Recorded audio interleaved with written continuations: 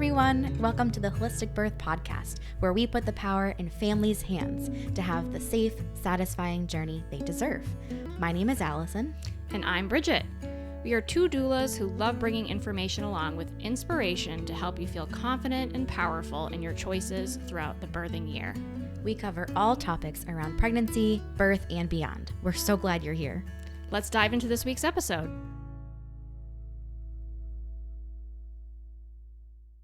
Welcome back to the Holistic Birth Podcast. Today we're going to be on episode 5 and talking about how to choose your provider. Ooh, I get excited about this. Yeah. I get excited about it. Mm-hmm. Yeah, it's good stuff. Yep. Lots of people have questions about this and just like where to start, really, you know? Mm-hmm. Yeah. Yep. Yeah. So this really all depends on where you decide to give birth, of course. So examples would be if you're going to do a home birth or a birth center birth. Or if you're going to go to the hospital, it would be like an OB or a certified nurse midwife. So yeah, all those things kind of play into that. So yeah. So yeah, even before you think about how do you find a provider and how to ask them certain questions, it's always good to kind of do some reflection first and see, one, where are you planning on giving birth? Where do you feel safest? 2, what is it about this provider, OB, midwife, whoever, that is going to help you feel like you're getting the most out of your relationship. So for some people, it boils down to like a style and a skill, like the personality skill set, and then also just how they are, just how they talk with you and stuff like that. So some people appreciate a really hands-on provider or someone who maybe gives them more space. A lot of times in the hospital, I think it's a good reminder that the provider's not always with you, whether it's a nurse, like a nurse midwife or a OB, they're not always with you, hands-on in the room helping you cope and everything. So they're usually there for those like pillar decision moments, and those, when you're going into a new stage of labor or have questions. So thinking about that, I think that sometimes helps to remind people that they're not usually like at the bedside the whole time. So it might help give you context of how their support might be assessed, Mm-hmm. So yeah. if you're thinking about what kind of personality works for you, thinking about the, the strength of their coffee, so to speak, like, are they like a dark roast, like no BS, straightforward, direct, here's the deal, like type of person? Do you like that? Or are they the type that's like, tell me how you feel about that, like caramel swirl, extra, like very, very sweet and nurturing? Like how do they make you feel when you're with them? For some people that's like gooey and gross. So it's okay if that's not for you either, but there's usually some sort of balance, a little bit of both maybe that's needed in your provider, but thinking about how do you like communication? Do you like it super direct? Do you like people to sugarcoat things? Do you like someone who's really patient or someone who's like a go-getter? Also, how you feel about your birth and how you feel about the decisions. Do you want to, obviously you're the decision maker, but do you want them to be an active participant in talking over things with you? Do you want them to lay out the options and give you space? Do you want them to kind of help take lead on decisions? It's good to kind of assess what you need in your provider before you even think about who you're interviewing. Yeah, absolutely. Yeah, just kind of getting clear with yourself on, what you really want and the kind of person you want present, during your birth.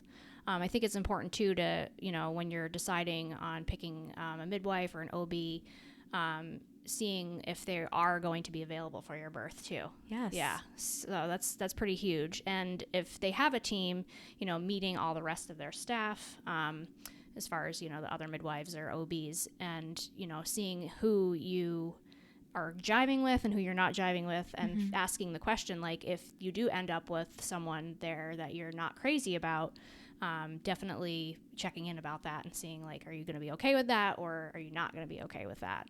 Right. So yeah, those are definitely important questions to like really ask yourself for sure. Take notes. Take on notes. These people that you're meeting with, like it could be that you're interviewing like a home birth midwife, or you're kind of going through different providers and like in an OB office or something.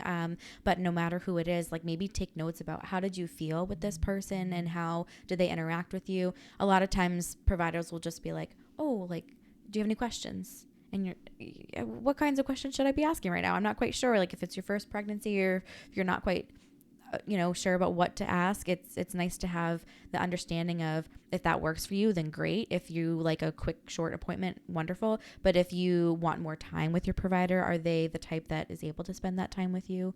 And I mean, yeah, I've had people who even ask the like on-call schedule, and will kind of see like, which providers are on when around their due date, especially approaching. Like they'll just call and say, who's on today? I'm just curious. Or they'll kind of ask at their appointments. And I've had people who will like wait a little bit longer and labor longer at home before heading into like the hospital. And then others will kind of hurry up to be admitted, so they have like their favorite provider welcoming them. So it's even funny how people feel that way. But yeah, knowing who the other people are in a practice setting is really good if it's like a big team. Yeah, definitely. And then also just, you don't have to have anyone at your birth you don't want to have. So, if there is someone that you don't jive with, making that clear that, you don't, is important. Yeah. Great. Yeah. And even coming down to like if there are residents or student midwives, or if there's anyone that's also attending the birth, whether they're being hands-on in your care or if they're just in an observation phase.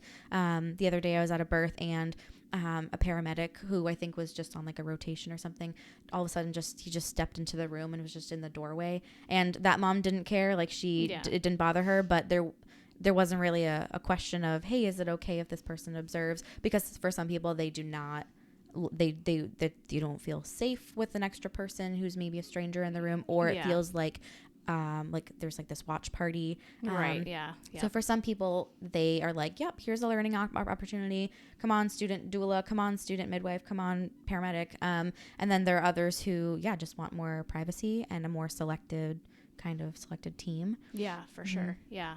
And making a list of those questions that you really want to ask are important. There's lots of resources online. I think I did a blog post about this too, and you might have too, is like questions to ask a provider.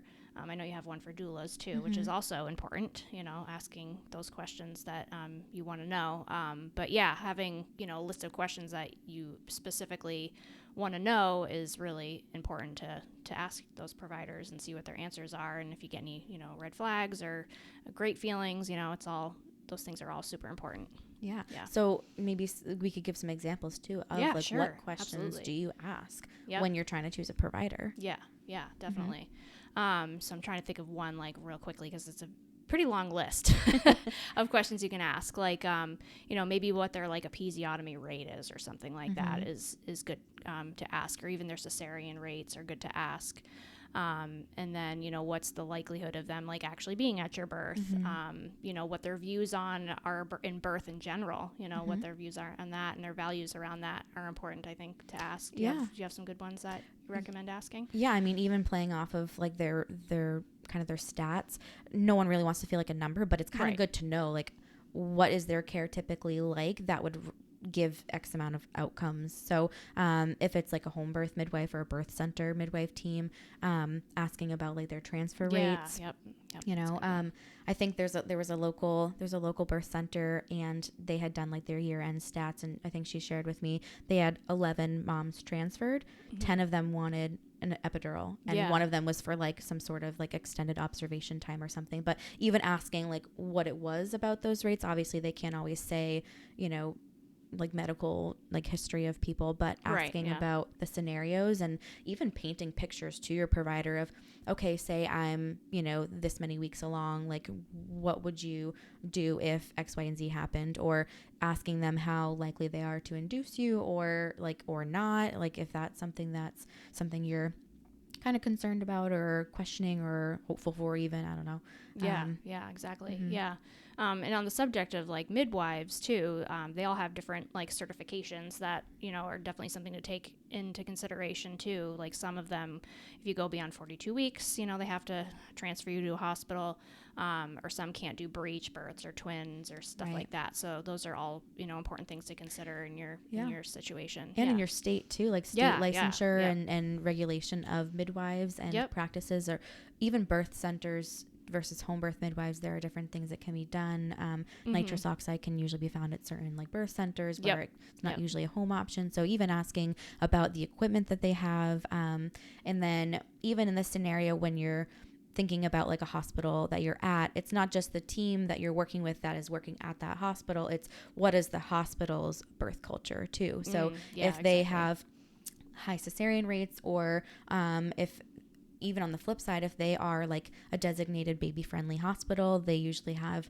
certain criteria they have to meet. So, or, you know, high breastfeeding rates, like rooming in, like not throwing like a pacifier at everybody unless it's like something you're requesting.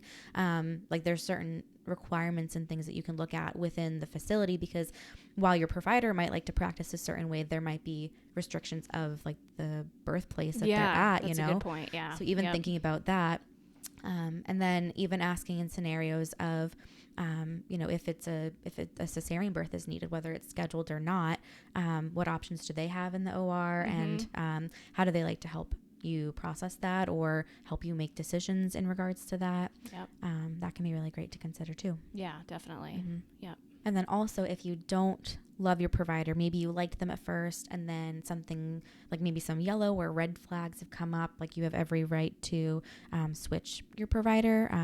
That might mean you have to like find another office or another midwife. Sometimes that means changing your birthplace if you are in a hospital setting and your provider team only gives birth at a certain, helps you give birth at certain locations. And then also, if you are kind of feeling stuck, for some people, they don't have a lot of great options around them. So then it's a matter of advocacy and autonomy, and maybe having a doula in your corner, prepping your partner, really getting buddy with your nurse, because they can really be a big asset for you.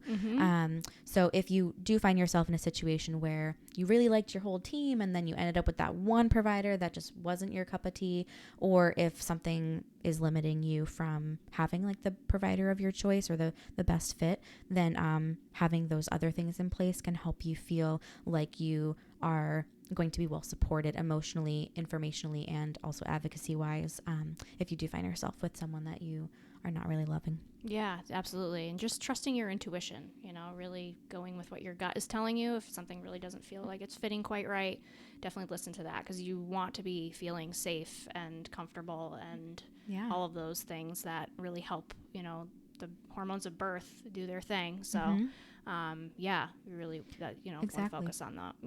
Yeah, and then even tell your, like, if your intuition is telling you something, speak it out loud, you know, like tell your partner, tell your doula, so they know. So if you happen to freeze up, if you're in the moment, or if all of a sudden this provider that we all know is like, has rubbed you the wrong way or has done something in particular, or you have a history with them, they will know immediately, like they know the definition of what this means to you. And that way you don't have to take time to explain it to your people. And they kind of can maybe have some things in their toolbox for how to help with helping you feel safer. Definitely. But definitely take your time with choosing a provider.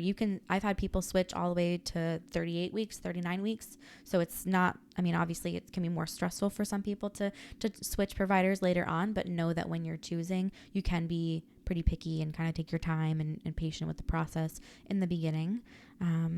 But we hope you enjoyed hearing a little bit more about how to choose your provider. Definitely let us know if you have any questions via email, or find us on social media or YouTube, and we'll see you next time. Yeah, sounds great. Thanks so much for listening. Thank you. Bye. Bye.